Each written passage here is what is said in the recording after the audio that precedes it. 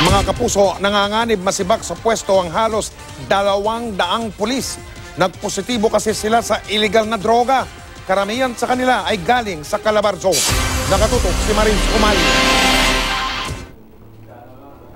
Mula January 2016 hanggang ngayong Enero, mahigit 160,000 pulis sa buong bansa sumailalim sa random drug test. Sa bilang na ito, 175 ang nagpositibo sa droga. 188 uniform and 7 non-uniform personnel, or a total of 195, were confirmed positive for dangerous drugs, particularly methamphetamine.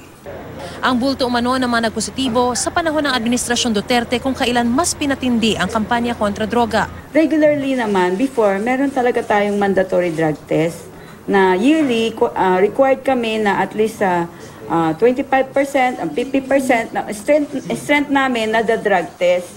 Pero ngayon, yung talagang 100% under the time of our President Duterte.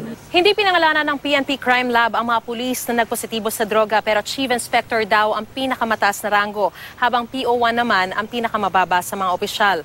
Pinakamarami nagpositibo sa Region 4A o Calabarzon na sinundan ng Metro Manila.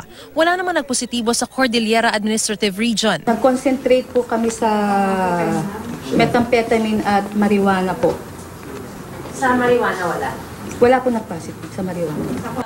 Hawak na ng Internal Affairs Service at ang Directorate for Investigation and Detective Management ang resulta ng drug test ng mga nagpositibong pulis na mahaharap sa summary dismissal proceedings. Nagdaos naman ng Oplan Taphang Seminar si QCPD District Director Chief Superintendent Guillermo Eliazar ngayong hapon. Kung sa tokhang ay katok pakiusap, ang sa taphang o tapok hangyo titipunin ang komunidad sa kapakikiusapan.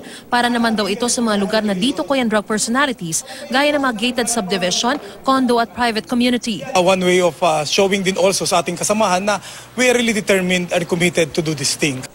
Mariz Umali, nakatutok, 24 oras.